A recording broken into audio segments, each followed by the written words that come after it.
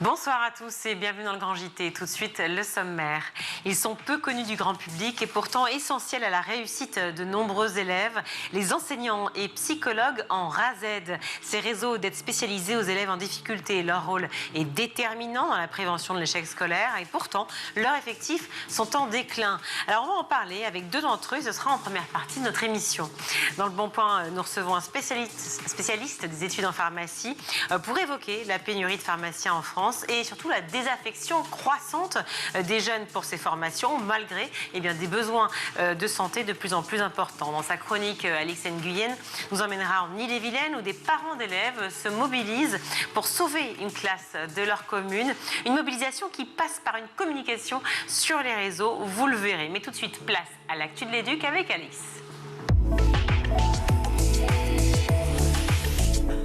Bonsoir Alix. Bonsoir Virginie, bonsoir à tous. On ouvre ce journal avec un point sur la situation au Liban. Selon un dernier bilan du ministère de la Santé libanais, les bombardements israéliens sur Beyrouth et le sud du pays ont fait au moins 200 morts et plus de 1000 blessés. La plupart des victimes sont des civils, dont des enfants. Plusieurs quartiers résidentiels ont été touchés. Les hôpitaux locaux accueillent des familles blessées ou traumatisées par ces frappes. Le premier ministre israélien Benjamin Netanyahou a justifié ces attaques comme une réponse face à la milice chiite. La situation a conduit le gouvernement libanais à décréter le deuil national. La communauté internationale appelle quant à elle à protéger les populations civiles. Retour en France et sur l'éducation en particulier, où l'attente commence pour des centaines de milliers de jeunes. Après avoir formulé leurs vœux sur Parcoursup, lycéens et étudiants en réorientation devront patienter jusqu'au 2 juin pour connaître les premières réponses. Mais cette année, le contexte s'annonce particulièrement tendu. Et oui, moins de place pour des générations plus nombreuses, selon les chiffres du Syndicat national de l'enseignement supérieur. En 2026, Parcoursup propose environ 675 000 places dans l'enseignement supérieur public, soit 10 300 de moins que l'an dernier, après une baisse déjà très marquée de 43 000 places en 2025. Dans le même temps, les effectifs augmentent. La génération concernée, née en 2008, est plus nombreuse que la précédente, avec un potentiel taux de réussite au bac très élevé. Cette contraction de l'offre, effectivement, touche particulièrement les licences générales ? Oui, elle perd encore 1300 places cette année. À l'inverse, certaines filières sélectives comme les écoles d'ingénieurs ou de commerce voient leur capacité légèrement progresser. Le secteur privé n'inverse pas la tendance. Il propose lui aussi moins de places, notamment en apprentissage. Un déséquilibre croissant qui, selon le syndicat, pose la question des moyens alloués à l'enseignement supérieur. Un phénomène en forte hausse qui inquiète les professionnels de l'enfance, l'exploitation sexuelle des mineurs. Le sujet est au cœur de rencontres nationales organisées à Marseille. Éducateurs, magistrats, psychologues, tous alertent sur une progression inquiétante. Réunis à Marseille pour les 46e assises du Carrefour national de l'action éducative en milieu ouvert, près de 1200 professionnels ont planché sur le sujet. Selon l'Observatoire national des violences faites aux femmes, le nombre de victimes mineures a augmenté de 140% entre 2016 et 2024 et les profils évoluent. L'exploitation sexuelle dépasse largement les idées reçues et s'installe partout sur le territoire. On écoute Fabienne Allôme, directrice adjointe du dispositif de protection de l'enfant de Sauvegarde 13, association qui suit 3000 mineurs dans les Bouches-du-Rhône. C'était au micro de Julie Paco pour France Culture. On intervient, l'enfant n'est pas placé. On intervient au domicile, en milieu ouvert. Toutes les équipes ont des situations. Et il n'y a pas une ville qui est exemptée de cette problématique. Très sincèrement, ça touche toutes les tranches de la société, des couches sociales défavorisées jusqu'au CSP+, malheureusement tous les milieux sont touchés. Mais vraiment, alors qu'avant dans l'inconscient collectif, on pouvait imaginer que ces questions-là d'exploitation sexuelle concernaient davantage les adolescents de 16-17 ans, aujourd'hui, on est plutôt sur la préadolescence, voire même la sortie à peine du primaire, 10-11 ans déjà, on voit déjà des situations qu'on accompagne qui sont dans ces problématiques-là d'exploitation sexuelle. Face à ces situations, les professionnels reconnaissent manquer de moyens et de formation pour repérer et accompagner ces jeunes, souvent marqués par des traumatismes précoces. Hélène Romano, docteure en psychopathologie, est intervenue. Il y a très souvent, dans le début de la mise en acte de pratiques prostitutionnelles, des jeunes qui ont commencé bien avant l'adolescence. C'est-à-dire que le rapport au corps est spécifique chez ces jeunes-là qui ont très souvent subi des violences sexuelles. Et il y a un rapport au corps qui est désubjectivé. C'est-à-dire qu'il n'y a pas de respect d'eux-mêmes, pas de respect de l'intimité. J'avais un patient en maternelle, il baissait son pantalon pour se faire toucher le zizi, pour avoir des bonbons ou des euros, etc. Donc ça peut commencer très tôt, ce rapport où le corps, la sexualité peut être monnayé. C'est pas qu'à l'adolescence. Tous appellent à renforcer les dispositifs et la coordination pour tenter d'endiguer cette violence sexuelle qui touche des mineurs de plus en plus jeunes. Donc. Face à la montée des violences en milieu scolaire, les enseignants se préparent désormais à faire face à des situations extrêmes. De plus en plus de professeurs suivent des formations à la gestion de crise et aux attaques physiques. Organisées avec des formateurs issus des forces de l'ordre, ces sessions proposent des mises en situation très concrètes. Objectif, adopter les bons réflexes, se protéger et sécuriser les élèves, comme ici, où 2 formateurs, originellement CRS, miment une agression entre un agresseur et un élève à l'aide d'un faux couteau. Un reportage d'Hortense Crépin pour RTL. Je recule. Et là, qu'est-ce qu'on fait souvent? Non, non, non, non, non. Qu'est-ce que j'offre là? Tout ce qui est artère. Mais regardez, je rentre mon cou, je rentre mes coudes, je protège les organes nobles. Qu'est-ce que je peux prendre pour me défendre? Un cahier, un classeur, un cahier si je peux. Si j'ai une poubelle, je prends la poubelle. Si j'ai une chaise, qu'est-ce que je fais la chaise? J'interpose. Arrête! Et une réponse à une inquiétude croissante. Selon un sondage OpinionWay, près de 9 enseignants sur 10 disent avoir été confrontés à des faits de violence dans leur établissement. Il existe dans les rectorats quelques modules de gestion de classe, mais rien de comparable, comme l'explique cette directrice d'école. Je n'ai jamais été formée ni même sensibilisée à quoi que ce soit en lien avec ce sujet. Je trouve ça très dommage. La multiplication de ces faits de violence contre les enseignants, ça mine un peu l'esprit et on se dit peut-être que ça sera dans mon entourage direct ou peut-être moi bientôt. Pour l'heure, seules des associations ou des syndicats organisent des séminaires comme celui-ci et la demande explose. Toujours au chapitre des violences, un ancien entraîneur de football à Caen a été placé en garde à vue. Il est soupçonné de viol sur plusieurs joueuses de la section féminine. L'homme de 29 ans entraînait la section féminine de la maladrerie Omnisport, y compris les moins de 16 ans et l'équipe senior. Selon le parquet de Caen, l'enquête ouverte en février dernier concerne une demi-douzaine de victimes, recrutées d'abord comme joueur puis éducateur. Il avait été suspendu en mai 2025 après les premières révélations. Et puis Alix, la campagne présidentielle de 2027 commence déjà et les candidats semblent de plus en plus friands des interviews en ligne. Et dans ce contexte, TF1 mise sur un nouveau format pour la chaîne. Le vidéaste Gaspard G, 28 ans, suivi par plus d'1,5 million d'abonnés sur YouTube, inaugure une série d'interviews de 45 minutes intitulée Les dossiers. Chaque épisode mêle échanges et images d'archives retraçant les événements qui ont façonné les convictions des candidats. On écoute Gaspard G, des propos recueillis par Claire Flochel pour France Inter. Le débat politique qui se joue déjà en ligne et donc soit on laissait ce paysage numérique à des acteurs peu scrupuleux, soit on essayait d'amener notre exigence éditoriale au service d'un format pour plutôt la Gen Z. Le premier numéro diffusé hier était consacré à Jean-Luc Mélenchon et Gaspard G entend bien recevoir tous les candidats à la présidentielle. qu'on lui souhaite. Merci beaucoup, merci Alix pour ce JT. Leur rôle est complémentaire à celui des enseignants en maternelle et en primaire. Les professionnels des RAZED pour réseau d'aide spécialisé aux élèves en difficulté sont déterminants dans la lutte contre l'échec scolaire. Malgré cela, eh bien, leur fonction est de plus en plus menacée. On en parle tout de suite. Et pour en parler, je suis ravie d'accueillir Barbara Fiorini-Beccali. Bonjour. Bonjour, enchantée. Enchantée, merci d'être avec nous. Vous êtes psychologue de l'éducation nationale dans le premier degré, conseillère nationale SE-UNSA, référente métier psy-EN. Gwenaëlle Schlecht, bonjour. Bonjour. Merci d'être avec nous également. Vous êtes enseignante spécialisée en RAZED, présidente de la Fédération nationale des associations d'enseignantes spécialisées aide relationnelle rééducative de l'éducation nationale. Vous avez compris, on va parler RAZED aujourd'hui. Pour tous ceux qui ne connaissent pas bien effectivement ce dont on parle, restez attentifs car c'est très important. On parle souvent des RAZED comme un filet de sécurité dans le premier degré.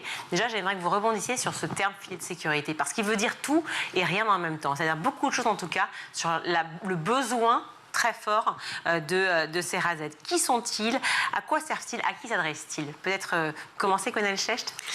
Avec plaisir. Filet de sécurité.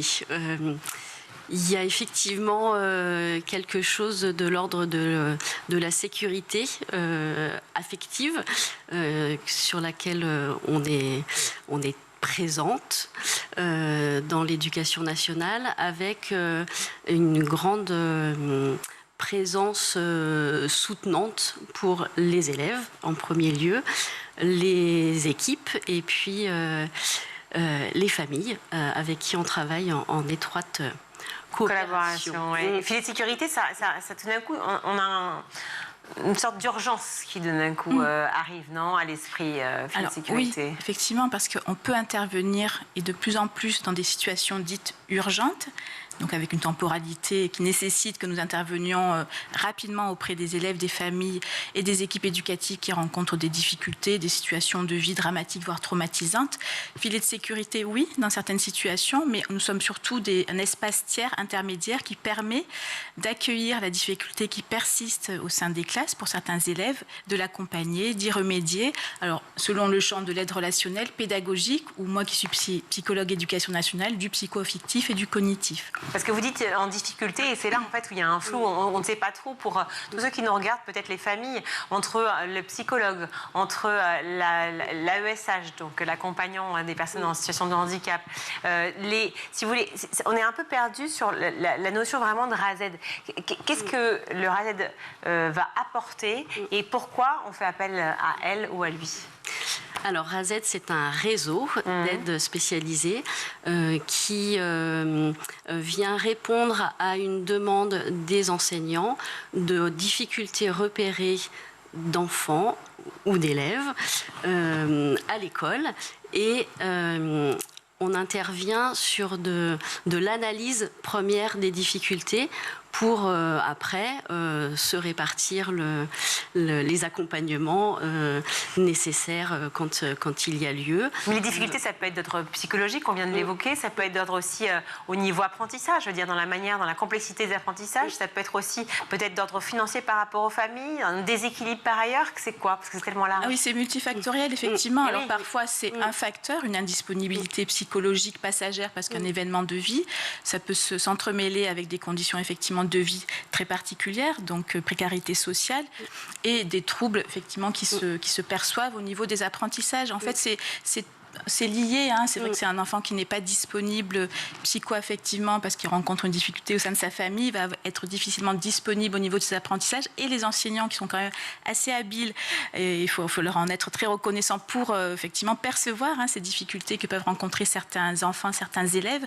vont se tourner vers les enseignants spécialisés, donc à dominante relationnelle ou pédagogique des RASED, ou les psychologues de l'éducation nationale, pour qu'on puisse croiser les regards, en discuter et proposer les accompagnements les plus adaptés sur le temps nécessaire au développement le plus propice pour les apprentissages. Quand on parle de grandes difficultés, Barbara Fiorini-Beccali, c'est vrai qu'on se pose la question de savoir si c'est pas déjà trop tard en fait. Les enseignants vous appellent quand? À quel moment? Quand ils ont essayé la différenciation pédagogique au sein des classes, quand ils nous ont aussi interrogés pour qu'on puisse les aider, alors notamment les enseignants à dominante pédagogique, qui vont pouvoir leur donner des outils ou des clés pour améliorer leur pratique dans le cadre aussi d'une intervention au sein des classes. Et si vraiment toutes ces aides différenciées, personnalisées au sein des classes n'ont pas pu trouver à modifier la trajectoire de l'élève face à certains obstacles ou difficultés, il va y avoir effectivement un accompagnement par le RASED. Donc il faut que la difficulté soit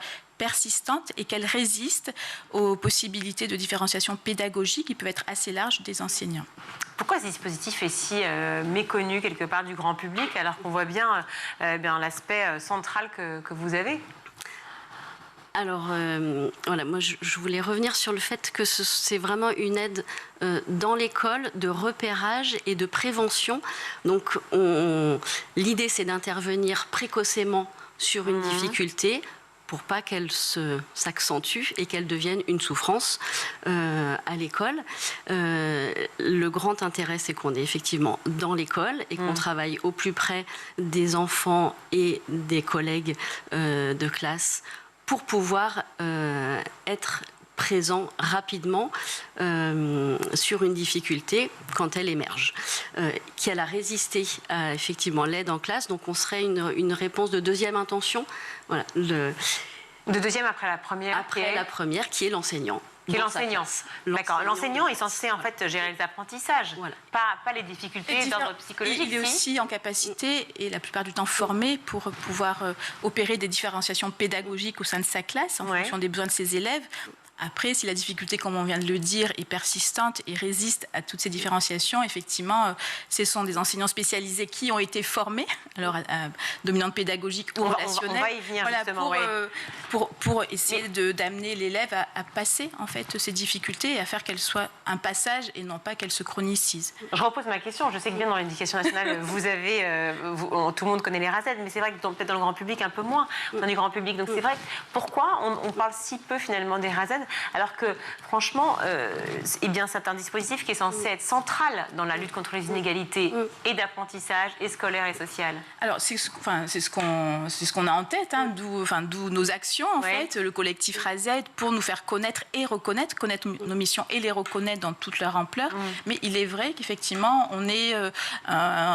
c'est un dispositif qui est assez invisibilisé, pas au sein des écoles, puisque nous sommes reconnus par nos collègues enseignants, directeurs et directrices, les familles aussi, qui peuvent, avec qui on va échanger autour de leur enfant, ou les personnes qui en ont la responsabilité. Donc on dira qu'au niveau local, les RASED sont connus. Après, d'une façon macroscopique, c'est vrai qu'on n'apparaît pas forcément toujours là où il le faudrait. Donc il faut qu'on se fasse connaître et reconnaître avec une certaine force, hein, d'où notre présence ici, la tribune dans le monde et le collectif RASED. Et oui, Philippe Mérieux, effectivement, a signé avec l'historienne Elisabeth Roudinesco et le psychiatre Serge Tisseron une tribune que je vous recommande effectivement dans le journal Le Monde. Pour parler de ces RASED, on a déjà évoqué, vous l'avez déjà évoqué largement toutes les deux, il y a 3 types d'intervenants qui le composent. Vous l'avez dit, psychologue effectivement de l'éducation nationale comme vous, Barbara Fiorini-Beccali, et puis aussi deux types d'enseignants spécialisés dont vous faites partie effectivement, Gwenaëlle Schlecht, qui sont des enseignants spécialisés. Pour vous, c'est ça, dominante rééducative ? À dominante relationnelle. Relationnelle, pardon. Dans la nouvelle définition de notre profession. Oui. Et alors, donc, ça consiste en quoi exactement ? Alors, nous, notre intervention, elle est de faire du lien et d'accompagner les élèves dans leur relation à eux, aux autres et à l'apprentissage. Donc ça peut prendre des formes différentes.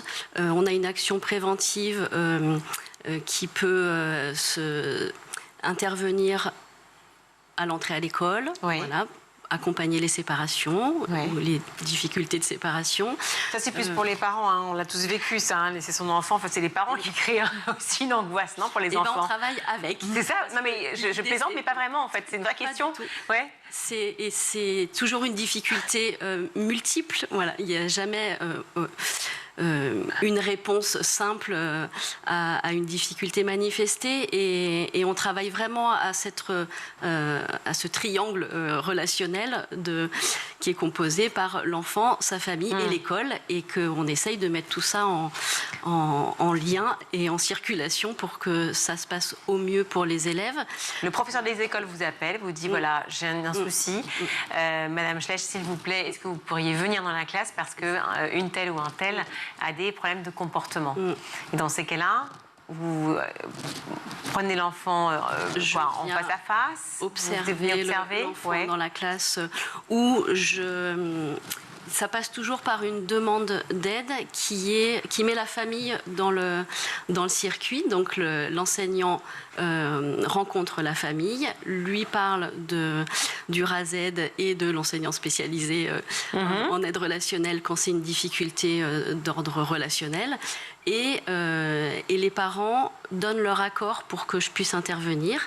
Et ensuite, il y a un suivi qui se met en place, hebdomadaire, en individuel ou en tout petit groupe, au plus près des besoins de l'enfant, en lui proposant un détour, mais dans l'école. Ah oui, un détour, d'accord. Oui, c'est une façon d'opérer effectivement intelligemment. Il y a aussi les enseignants spécialisés à dominante pédagogique. On les appelle les maîtres E. Vous êtes maître G, vous? Moi, ouais, maître G. Ouais, on serait tenté de dire maître Gims, mais on ne le dira pas. Maître E, difficultés scolaires pour tous ces enfants qui effectivement vont rencontrer aussi des difficultés scolaires. Donc j'imagine qu'on est davantage sur l'apprentissage pur. Mais clairement, je me pose cette question. Les psychologues interviennent également. Vous intervenez en duo, non, avec les enseignants ou pas? Alors en fait, il y a une demande qui émane des enseignants. En fonction de leur expertise, ils peuvent percevoir si un élève effectivement a des difficultés ou traverse des obstacles qui nécessitent l'intervention du réseau d'aide spécialisé. On va échanger avec l'enseignant concerné, les enseignants précédents, parfois aussi, directeurs, directrices. Nous échangeons entre nous, enseignants spécialisés et psychologues d'éducation nationale, pour essayer d'apporter la réponse la plus adaptée à la situation que rencontre l'enfant. Et ensuite, pour les psychologues, on va souvent dans les classes pour voir un petit peu comment peut être l'enfant dans sa classe par rapport à lui, sa confiance, l'estime de lui-même, son rapport au savoir, à l'enseignant, à ses pairs. Enfin voilà, tout un tas d'éléments que notre formation, notre expertise nous permettent de déceler en fait, et d'entrevoir dans quoi se trouve l'élève. Et si nous pensons à réaliser des entretiens en fait en individuel, à ce moment-là, nous allons échanger avec la famille pour faire comprendre, avec l'enseignant, ce qui se passe pour l'enfant dans la classe, les besoins qu'il pourrait avoir. Et donc, effectivement, ce détour par l'extérieur pour mieux revenir dans la classe. Et donc, un détour parfois qui se déroule avec des entretiens avec le psychologue de l'éducation nationale du secteur et de l'école. Donc, en général, les enfants nous connaissent, nous sommes assez bien repérés. Il y a un lien de confiance qui se tisse avec les enfants, les familles et les enseignants qui nous permet effectivement de travailler en complémentarité. Et alors, le psychologue de l'éducation nationale ne peut recevoir l'enfant en entretien individuel que s'il a l'accord des familles. C'est un préalable. Et ça, c'est un travail d'équipe à la fois avec les familles, l'école, effectivement, et l'enfant en question, mais c'est aussi un travail d'équipe entre vous. C'est-à-dire que ce trio que vous formez, il est un peu inséparable. Et si je comprends bien, en fait, la situation à laquelle vous êtes confrontés aujourd'hui, c'est que ces RASED-là sont incomplets. C'est le cas chez vous ou pas?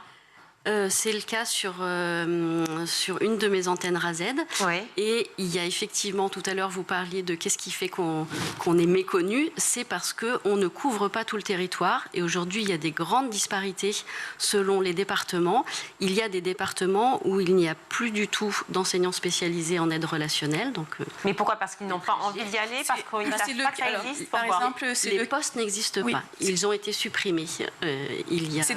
C'est des décisions, en fait, on va dire administrative. Une vingtaine d'années. Oui. Il y a une grosse vague de suppression il y a une vingtaine d'années. Mais alors ça veut dire qu'on maintient des RASED, mais sans maintenir les postes. Donc on sait qu'il y a forcément une incomplémentarité. Voilà. D'accord, donc c'est absurde, on est d'accord. Voilà. En tout cas, nous, on voit comment ça marche là où les RASED sont complets et où effectivement on peut croiser les regards, prendre le temps de l'analyse et puis accompagner. Et on est au plus près du terrain et des enfants et on mesure quotidiennement l'impact de notre action. Bien sûr, j'imagine. Quand on y est. Pardon de vous poser cette question parce que... Quand vous vous retrouvez avec une équipe incomplète, typiquement vous, de votre côté, vous me dites que vous avez une antenne qui ne l'est pas. Est-ce qu'on vous demande du coup de faire une formation pour pouvoir récupérer les compétences de l'autre enseignant spécialisé? Non, on me demande de faire le pompier pour aller intervenir. La plupart du temps, il manque des enseignants spécialisés en aide à dominante relationnelle. Voilà, les postes les plus couverts sont les postes de psychologue de l'éducation nationale, puisque il y en a un besoin. Nous sommes un certain nombre, mais pas suffisant cependant. Mais voilà, il y a d'autres problématiques sur ces postes-là avec l'arrivée des contractuels. Donc il y a quand même des postes vacants, mais les postes existent. Par contre, aide pédagogique, c'est aussi assez répandu parce que c'est l'école et que c'est de la pédagogie. Donc, les enseignants spécialisés en aide à dominante relationnelle, c'est un peu plus opaque l'intervention qu'on peut proposer.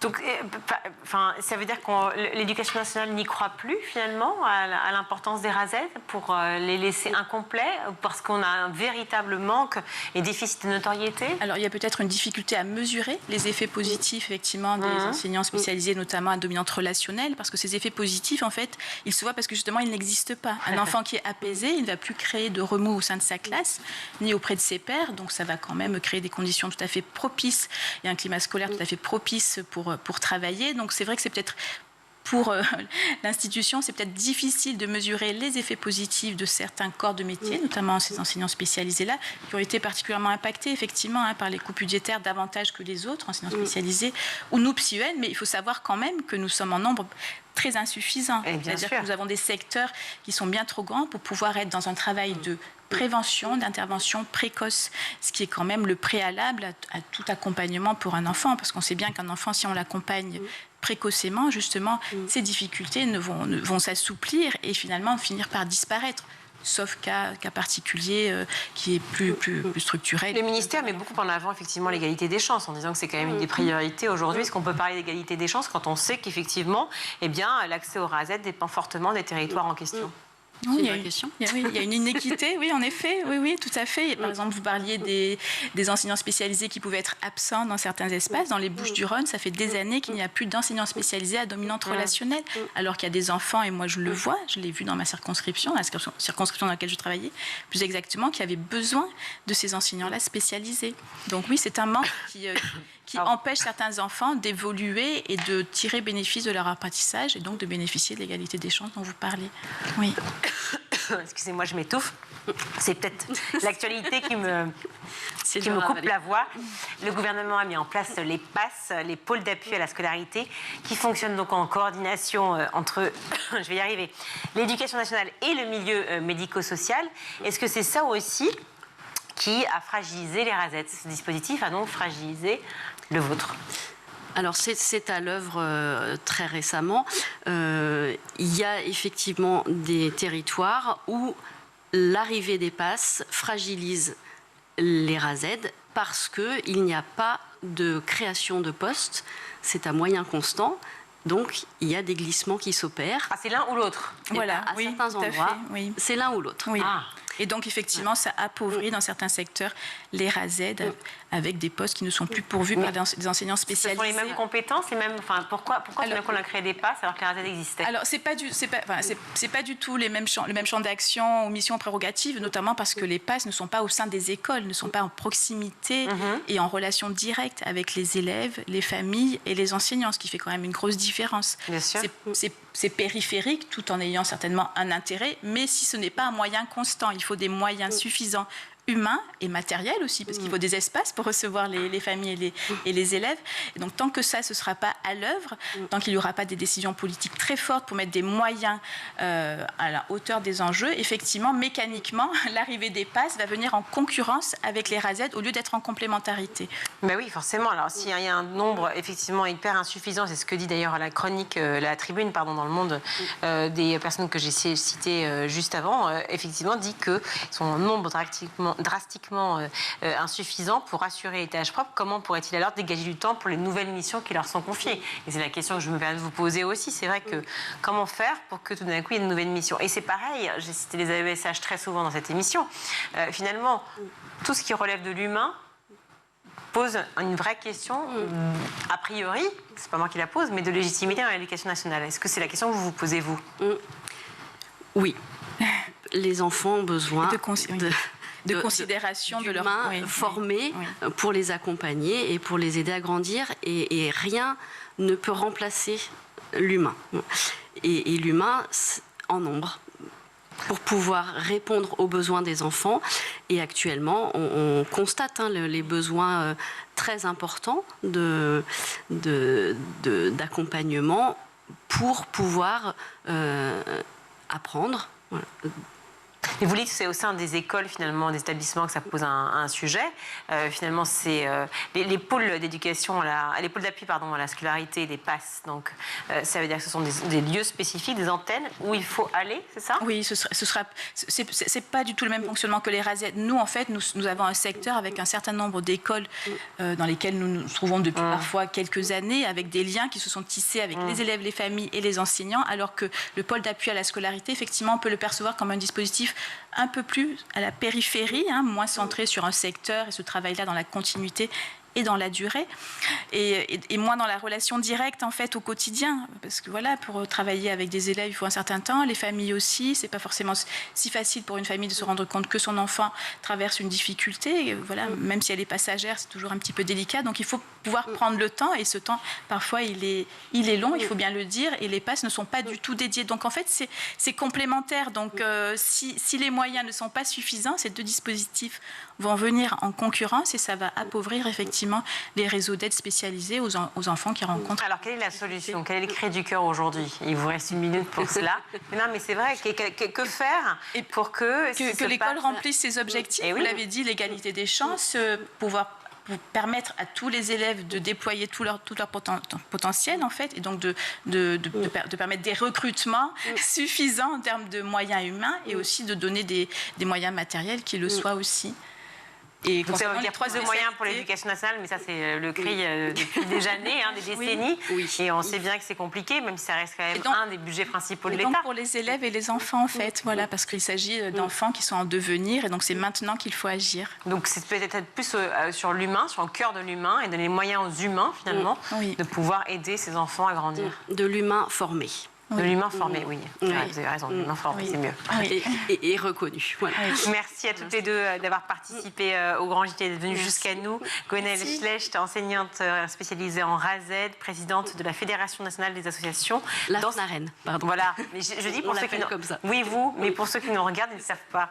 Alors, la FNAREN, donc association d'enseignants spécialisée, aide relationnelle rééducative de l'éducation nationale. Et Barbara Fiorini-Beccali, psychologue de l'éducation nationale dans le premier degré et conseillère nationale SE UNSA, référente métier PsyEN. Merci à vous deux. On marque une courte pause. On se retrouve.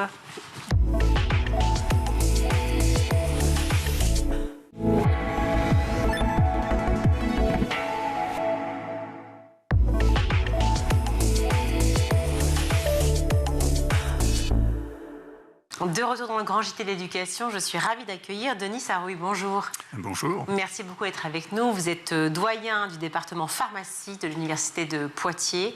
On parle aujourd'hui justement des pharmaciens.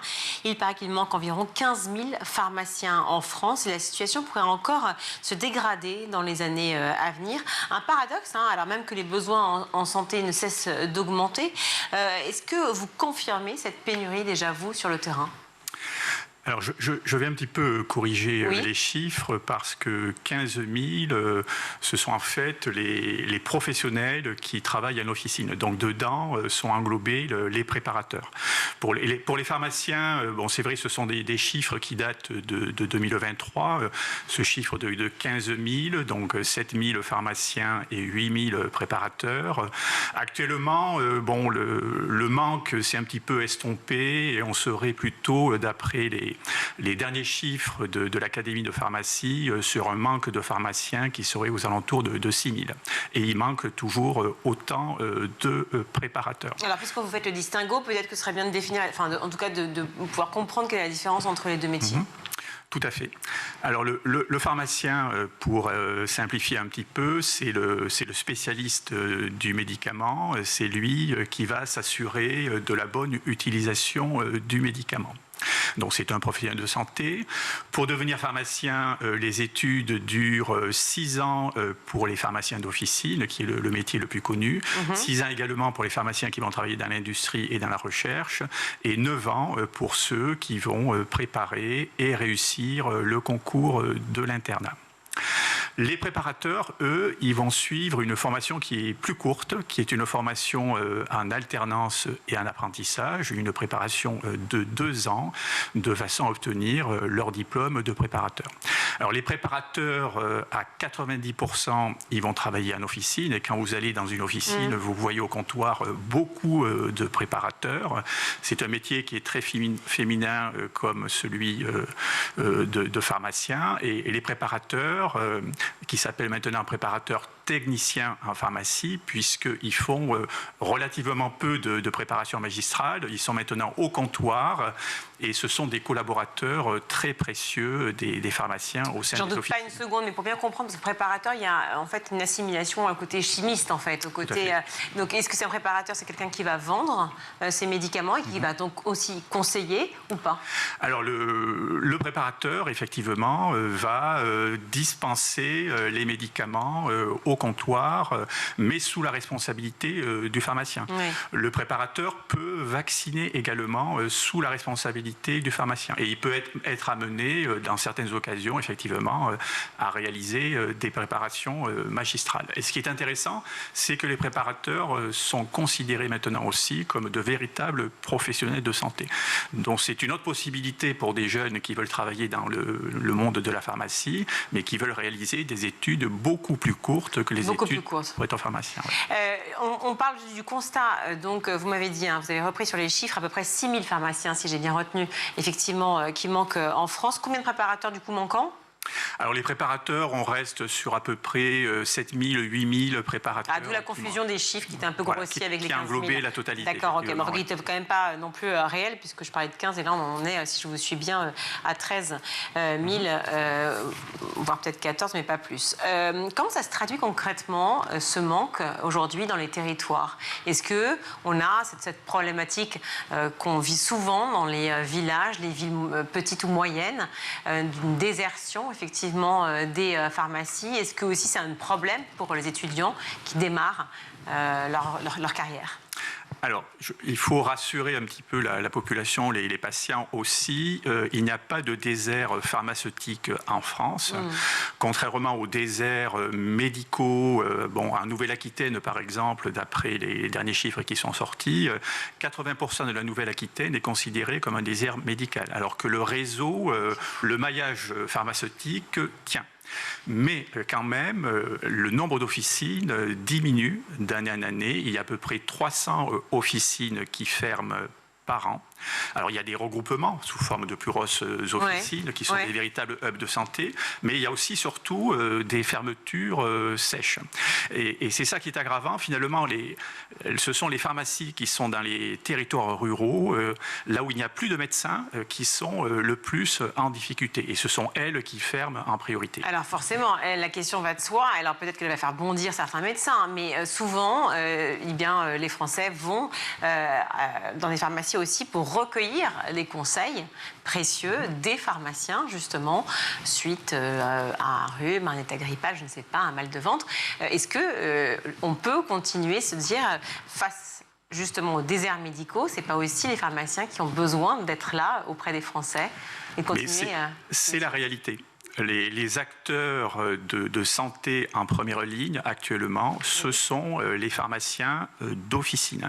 Et d'ailleurs, pendant la crise sanitaire de la Covid-19 que nous avons connue, les pharmacies sont restées ouvertes, elles ont pu vacciner la population. Et depuis cette période, d'ailleurs, les missions des pharmaciens se sont étendues, parce que ce sont des acteurs qui sont en première ligne, effectivement, avec un maillage territorial. Donc il y a un vrai lien entre les médecins et les pharmaciens? Oui, il faut qu'ils travaillent en collaboration, effectivement, sur ces territoires.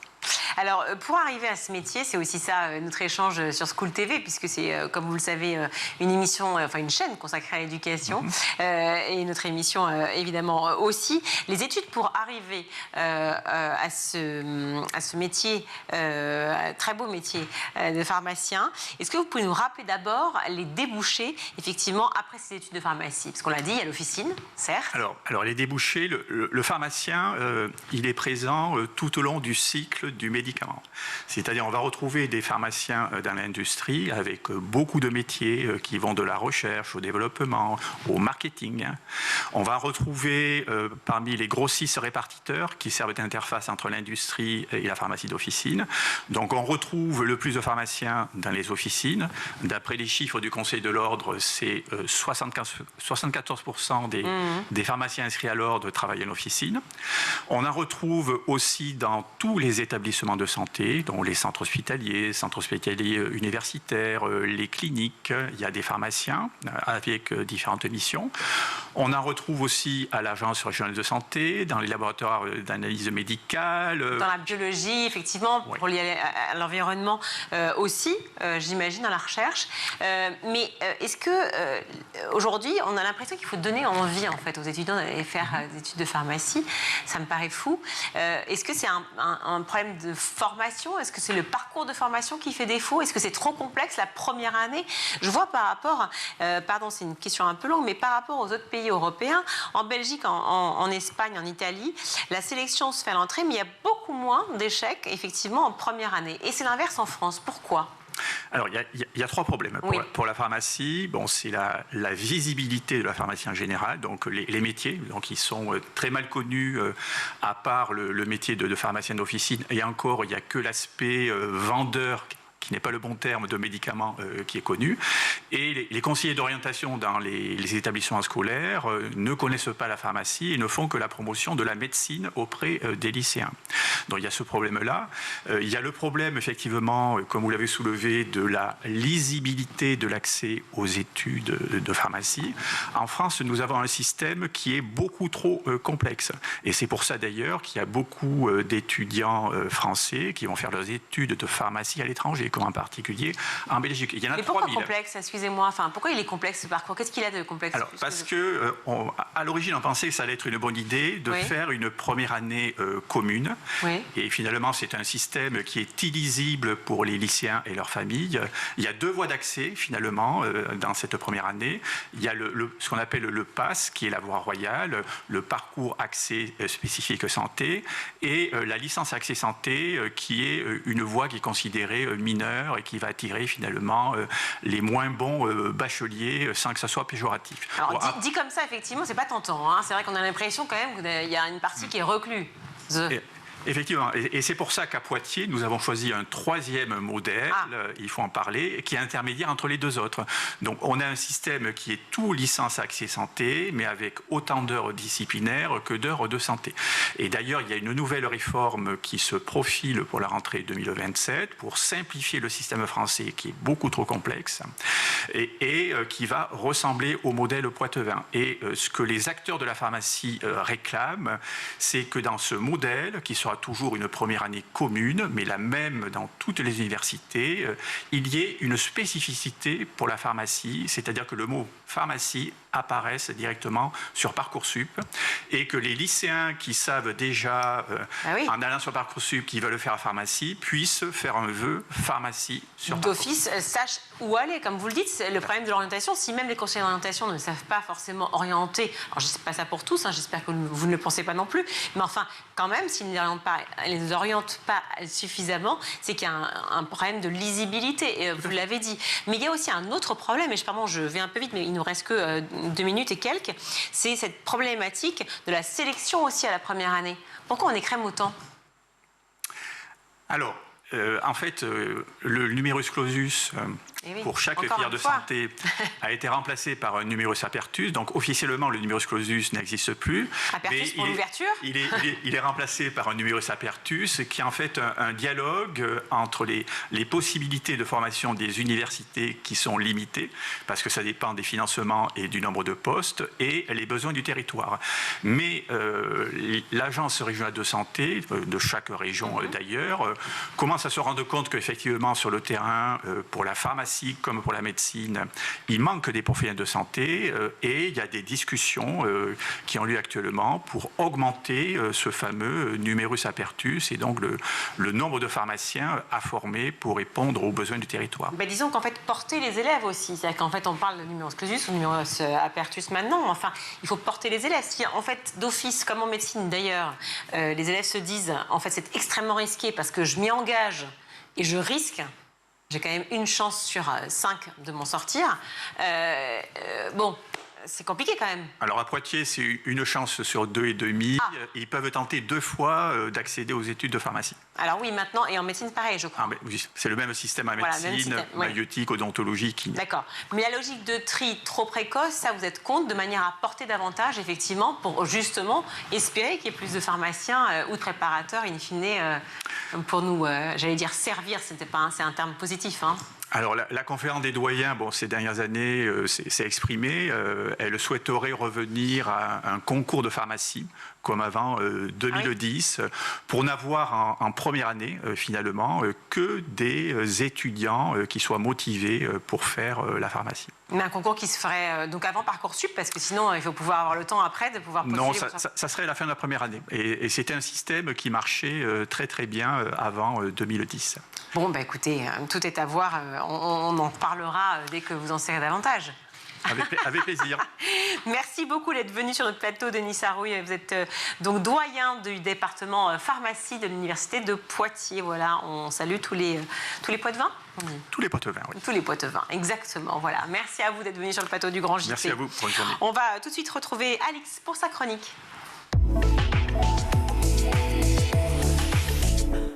Alix, direction la Bretagne, dans un petit village d'Ille-et-Vilaine, des parents d'élèves se mobilisent pour sauver une classe. Oui, Virginie, et a priori, ça peut sembler très local, mais en fait, ce qui se passe à Ross-sur-Couesnon, ça touche à quelque chose de bien plus large, l'avenir de l'école rurale en France. Concrètement, l'Académie de Rennes a décidé de supprimer une classe pour la rentrée 2026. Résultat, l'école passerait de 4 à 3 classes, et pour les parents, c'est un point de bascule.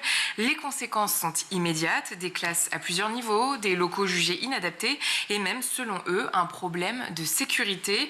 Dans certains scénarios, un enseignant pourrait même se retrouver seul sur un site avec tous les élèves. Et là, évidemment, ça ne passe pas. Non, et ce qui est inédit dans cette histoire, c'est la façon dont les parents se mobilisent. Ici, la mobilisation est hybride, à la fois très locale et numérique aussi. Dès l'annonce, des habitants se sont inscrits symboliquement à l'école, des adultes, parfois d'anciens élèves, une façon de contester la décision en jouant directement sur les chiffres. Mais surtout, ils ont investi les réseaux sociaux. Des groupes se sont créés sur Facebook et sur TikTok. On est les oubliés, la campagne est paumée, est trop loin de Paris, le cadet de leurs soucis.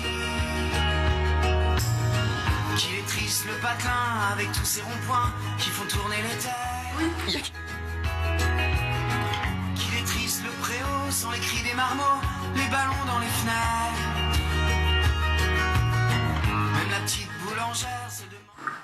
Les parents publient des vidéos quotidiennement. On y voit des slogans tels que « touche pas à ma classe » ou encore « nos rêves ont besoin de place ». C'est une mobilisation qui est presque militante, non? Oui, qui cherche à dépasser les frontières du village, je dirais, parce que dans ce type de dossier, tout se joue souvent sur des chiffres. Le nombre d'élèves, les projections, les seuils administratifs. Les parents tentent donc d'influencer ces indicateurs. En quelques jours, 4 nouveaux enfants ont été inscrits dans l'école. Une pétition en ligne a aussi été lancée et même les commerces du village participent en affichant des QR codes. C'est toute la commune qui se mobilise. Est-ce qu'il y a des soutiens politiques aussi? Oui, le député de la circonscription Thierry Benoît a apporté son soutien. Tout le monde fait bloc et ça, c'est assez caractéristique des territoires ruraux parce que l'école, c'est souvent le cœur du village. Quand une classe ferme, c'est un signal, celle d'un possible déclin. D'ailleurs, dans la pétition, il y a une phrase forte. Aujourd'hui, c'est une classe qui ferme et demain, c'est un village qui se perd parce que moins de classes, ça veut dire moins d'attractivité pour les jeunes familles, moins d'enfants, donc moins de services services et parfois à terme moins d'habitants. Vous l'aurez compris, c'est un cercle vicieux et les parents en sont parfaitement conscients. Mais du côté de l'administration, il y a évidemment une logique. Oui, bien sûr, l'éducation nationale raisonne à l'échelle globale, elle ajuste les moyens en fonction du nombre d'élèves et en France, globalement, eh bien, ce nombre, il diminue. Ces ajustements sont aussi censés permettre de mieux répartir les enseignants sur le territoire, donc mécaniquement et logiquement, les classes ferment. Et c'est cette logique purement comptable que dénoncent les parents, une logique qui ne prend pas suffisamment en compte les spécificités locales, par exemple le fait que la commune s'agrandit, que de nouveaux logements arrivent, que des familles vont s'installer. Autrement dit, les chiffres d'aujourd'hui ne racontent pas forcément l'école de demain. Et ils demandent quoi concrètement? Eh bien très simplement d'être reçus, avoir un rendez-vous avec la direction académique pour comprendre la décision et éventuellement la faire évoluer. En attendant, la mobilisation continue. Pas sûr que ça suffise à sauver la classe. En tout cas, les habitants sont déterminés à sauver l'avenir du village. Rose sur Quénon, c'est ça, Rose sur Quénon. Voilà, on les salue tous et on les soutient évidemment ici chez School TV. Allez, tout de suite, c'est le meilleur de School TV avec le ZAP.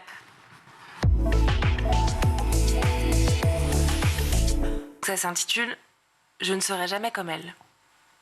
Je ne me souviens pas du moment précis où j'ai regardé ma mère en pensant « je ne serai jamais comme elle ». Mais je sais que ces 6 mots ont longtemps constitué un serment secret, comme un parchemin roulé dans un tube et enfoui sous terre. Je ne serai jamais comme elle, le fondement de ma relation avec ma mère. Pourtant, avant ces mots-là, il y avait eu l'enfance, des jeux, des câlins certainement, puisqu'il en reste des photos. Il y avait eu des journées à son travail, passées à dessiner sur des feuilles reliées d'imprimantes dans son bureau à la moquette orange, en attendant d'aller manger au self. Il y avait eu des après-midi en forêt, des courses à du pareil au même, des anniversaires, sûrement des histoires et des chansons. Ces souvenirs ressurgissent en écrivant et j'en ai retrouvé des traces dans mes carnets d'enfants. Mais en temps normal, à l'état sauvage, ils sont submergés, presque inaccessibles. C'est à l'adolescence que tout a basculé. Quand j'ai remarqué que mon père parlait beaucoup à table et qu'elle ne disait presque rien. Quand j'ai commencé à penser les mots force et faiblesse en les regardant. Quand je me suis mise à considérer l'extérieur comme la liberté, à sortir de chez moi quand on reprend son souffle en émergeant de l'eau. C'est alors que le serment est apparu. Je ne serai jamais comme elle, assise, silencieuse dans la cuisine, éteinte au repas de famille, écrasée par mon père. Je ne serai jamais comme elle. Mon émancipation dessinerait une ligne droite qui m'éloignerait de l'appartement, de la famille et du modèle offert par ma mère. Merci Claire. Claire, est-ce que vous avez hésité à mettre un point d'interrogation à votre titre? Il en a été question ou pas? Pardonner à nos mères. Il n'en a pas été question, mais en fait, on aurait pu se poser la question. C'est vrai.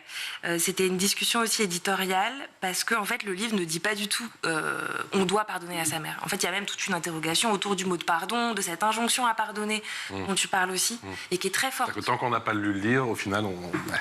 Mais après, parce que moi, en lisant le titre, parce que bon, ça m'est difficile de le lire, et en même temps, il y a une invitation à avoir une discussion à la fin. Enfin, dès le début, en tout cas, Claire écrit que on va en parler de cette histoire de pardon. Donc, on sent que voilà, il va y avoir un vrai dialogue avec ça à la fin du livre. Donc, et ça, c'est dit dès le début.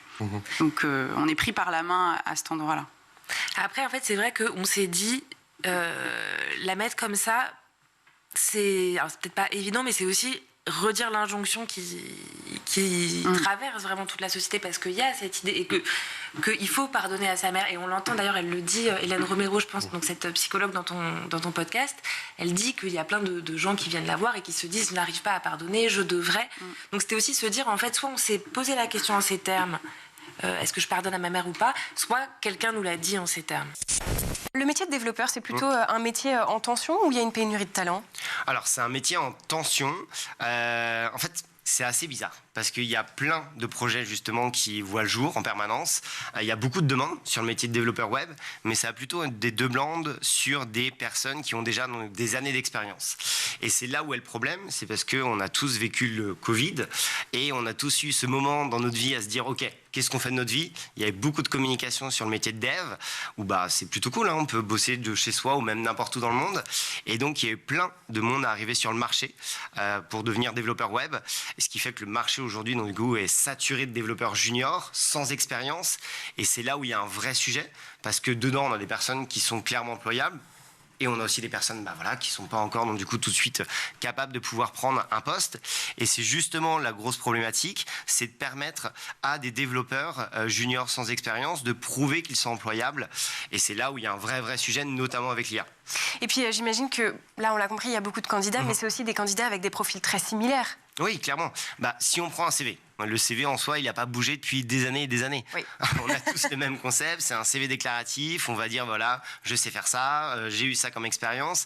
Mais en soi, dans le monde du développement web, c'est très particulier, parce que si on prend par exemple une entreprise qui va chercher un développeur avec telle expérience, et bien en soi, l'entreprise, on en discutait pendant notre événement avec le hackathon qu'on a fait avec France Travail, Numérique Emploi Bretagne et Opco Atlas, et dedans il y avait 3 ESN, donc des entreprises du service du numérique, et il y avait une entreprise qui expliquait que sur un poste, elle pourrait recevoir 1500 CV. Ce qui est énorme. Ce qui est énorme, mais c'est surtout 1500 CV identiques. Donc en soi, pour une entreprise, comment on fait pour identifier quelle est la bonne personne pour le poste? Le fait de faire des choix et de ranger les choses dans des cases, dans un fil narratif, et de savoir que ça va être en tout cas entendu par un collectif, et de faire entrer aussi une voix collective dedans, ça permet de remettre les choses dans l'ordre. Et sur cette histoire justement de pardon et de responsabilité de qui doit pardonner, il y a quand même des grandes phrases dans notre culture qui sont on devient adulte quand on arrête d'en vouloir à ses parents. Ça c'est insupportable, parce que en fait quand on est justement victime, on devient adulte dès l'enfance en fait. Donc tout ça mais sont ça des fausses croyances. En tout cas, moi j'ai voulu travailler à non pas justement faire de tri, pour revenir à la question, faire de tri et de me censurer, parce que justement tous les anciens récits que je n'avais pas écrits mais qu'on m'avait transmis m'ont mis sur un mauvais chemin de pensée vis-à-vis de justement de mon rapport à la figure maternelle. Je vois qui c'est. Oui, parce que je me disais que c'était aussi hyper précieux d'entendre qu'est-ce que ça veut dire la violence sur les enfants, parce que comme il y a à la fois un tabou, en tout cas un déni, ça c'est sûr, et par ailleurs on veut aussi ménager la sensibilité des gens qui lisent et qui écoutent pour de bonnes raisons aussi, parce qu'on sait qu'il y a des gens qui ont été traumatisés, triggered comme on dit aujourd'hui. Et je pense que du coup un des effets involontaires de ça, c'est que ça déréalise qu'est-ce que ça représente cette violence-là. Et je trouve, moi je dis ça parce que c'est quelque chose qui m'a vraiment frappée, parce que dans les récits, dans l'appel à témoignage, il y avait pas mal de récits de violence, et que moi en les lisant, ça m'a frappée, et que je sentais presque en moi aussi de l'action du déni, de me dire ah bon, mais quand même, parce que c'est des violences sur des enfants vraiment jeunes, vulnérables, tout ce qu'on sait des enfants. Et c'est un peu la même chose que dans le livre de Neige Sino, Triste Tigre, où elle décrit aussi des scènes qui sont, oui, insupportables de violence, mais c'est ça la réalité des violences. Et du coup, moi, je trouve ça très précieux. Puis en plus, c'est dit, comme tu dis, c'est maîtrisé, enfin, c'est pas du tout quelque chose qui est dans le débordement. Parce qu'en fait, je pense qu'il faut se rendre compte que c'est ça que ça représente pour de vrai. C'est ça, les violences maternelles, c'est ce genre de scène. Selon vous, dans 10 ans, à quoi ça ressemblera le recrutement dans le secteur de la tech ? Alors, le recrutement dans la tech, et même plus globalement, puisque les métiers vont évoluer, on ne va pas chercher forcément des personnes qui vont être hyper spécialisées, parce que ce côté-là, l'IA est très forte là-dessus.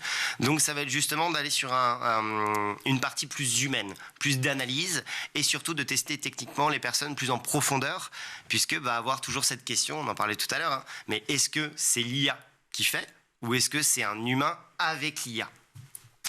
Et puis, ça sera la dernière question. Si vous deviez donner un conseil à justement un jeune qui nous regarde aujourd'hui, ou une jeune qui veut devenir développeuse ou développeur web, qu'est-ce qu'il faut faire ? Comment se lancer ? Alors, il y a plein de possibilités. Par contre, ça, c'est une des choses qui est hyper intéressante avec les IA, c'est que la montée en compétences est beaucoup plus simple qu'à l'époque où justement c'était des petites vidéos, des petites formations, on devait se débrouiller un peu par soi-même.